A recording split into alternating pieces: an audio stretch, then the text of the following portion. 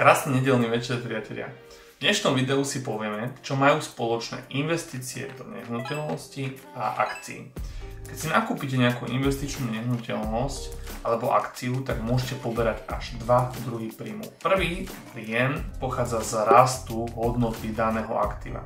To znamená, že keď si nakúpite nehnuteľnosť za 150 000 eur a o 4 roky ju predáte za 200 000 eur, tak ste zarobili 50 000 eur. Takisto to platí pri akcii. Keď nakúpite nejakú akciu Microsoftu, predáte ju o 3-4 roky o 200 eur drahšie, tak ste na nej zarobili. Druhý zdroj príjmu pochádza pri nehnuteľnostiach z nájmu. To znamená, že keď nehnuteľnosť prenajímate, tak zarábate.